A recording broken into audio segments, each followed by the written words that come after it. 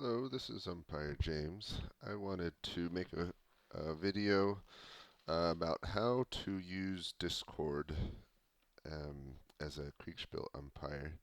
All the tips and tricks that I've learned as I've hosted lots of games. This video isn't going to be anything fancy, but it should hopefully explain to you at least the basics of how to set up a server and some things to do. So let's get right into it. When you're in Discord and you want to make a new server for a game, you got this add a server button here, and I'm going to make one, at least the bare bones of one here right with you. So make a new one, create it for me and my friends. Hopefully you have a picture that you can add. I don't have anything prepared right now. And then a good name. I do recommend um, the picture be something distinct so it's easy for people to pick it out. A lot of times people add historical paintings of battles, whatever battle they're doing, but those paintings often end up brown or gray, and when it's super tiny on here, it just looks like a big gray blob. So I recommend doing something more colorful or more distinct. Obviously, you don't have to, but I'm just going to leave it like this for now. We can rename it later. So create a name, give it a picture, and then it starts off like this. Um, there's a lot of fancy things to do with Discord. I'm not that fancy, but I'm just going to show you what I usually do, and it works pretty well. So whatever the sorry, I may have gone too fast. Let me go back. Okay, so the first channel is called General, and that's where people come to. And so what I usually like to do is I call it Arrivals, and then I add a slow mode to it. And the reason is, reason I do that is one, it makes it easy to see who's come in. Um, and then with the slow mode, people don't talk on it, or they can't have big conversations on it, so you don't lose who's in there. So that's the first thing I do. It also gives you a voice channel, which, depending if it's just a play-by-post game, then often you don't need that, so I usually delete them. And then I rechain. This is just more me, but I usually change that to general. Okay, that's the first thing. Now, before you go any further, I recommend setting up roles. And so if you go to click this here and server settings, you can find the roles here and you can create a role. First role you're going to need is if there's any umpires besides yourself, you're going to want to give them a role. So name, role, color. Um, then if usually there's a spectator role, so you're going to want that. Oops. And give them a color. And then, however many teams or groups or whatever you have. I don't know why there's no red on here. That's always annoying, but you do red team and blue team. And using roles makes it a whole lot easier um, going down the line, because then you can manage channel permissions by role instead of people. It took me a few games to learn that, and it changed my life when I did. All right, so those are the roles. For the umpires, you can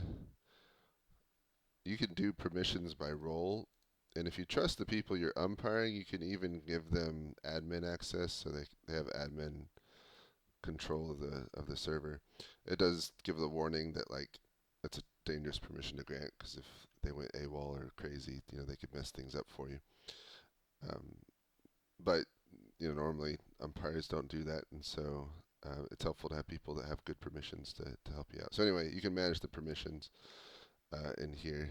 Um, so now the roles are created, so that's good. Then we go back, and the channels that I usually have, well, let's start with categories first.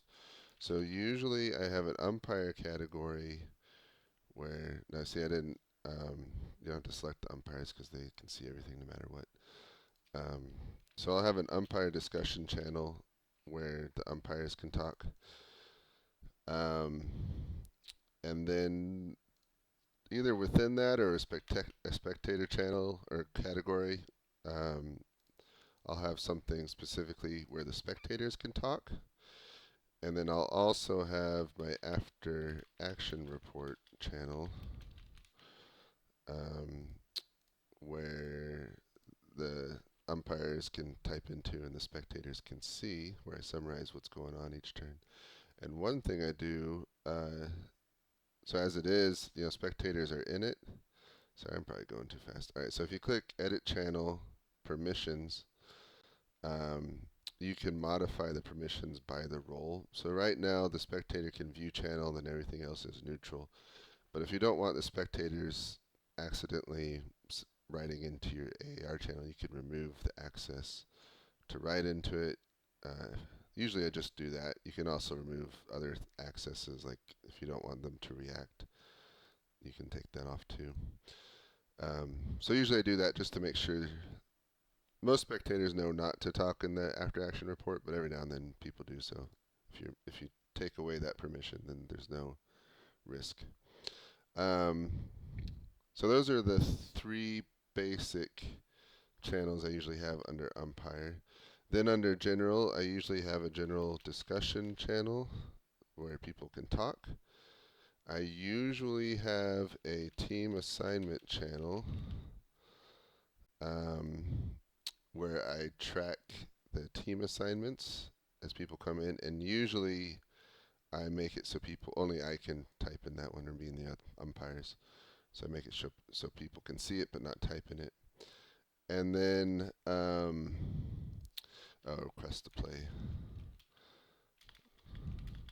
So it's helpful to have a channel besides general discussion where people ideally should only post once and they basically request a spectator player. And I usually add a cooldown to that one because they need to be able to access it, but then it it prevents conversations that inevitably start, even though most people understand you're supposed to only post once in the request to play. So you got that. So people arrive in arrivals. They can talk in general discussions. They can see who's assigned to what team if you want to show that in that channel. And then they can request to play in that channel. And then I'll create a category. Let's call this red team. It's a private it's a private category, so only the roles that I select can see it. So I'm doing red team and spectator.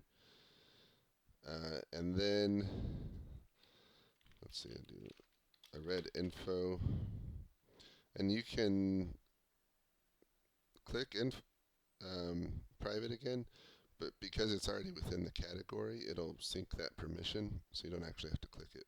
So now red infos, it's already private, and but I'm going to write info. I don't want red to talk in this one, so I'm going to select the red team role and make sure they can't send messages in there. And then red planning. This is where they'll be able to talk. And then, depending on how your game is structured, you can have all sorts of channels for like individual team people. And then I do the same thing for blue team. So make it private, make it just so the spectators in blue team can see it. And then same thing, blue info, blue planning with the same permissions. That is the bare bones of how I usually set up my Discord servers for a game. Using the roles and the permissions is a very easy way to manage it. And having these specific kinds of channels makes it easy to organize. When people join, let me just show you somewhere. All right, so if you click on a person in a game, you can, if you're the umpire or you have the admin permission, you can add the roles. So once you click add role, and then whatever roles you have available, you can select which ones you want them to have, and then the permissions will automatically sync, so that's useful. Here it is, the test game. There's a lot of other things you can do, but that's basically it in a nutshell. If you want to invite people, of course there's this invite people button. You can invite them directly or make a link.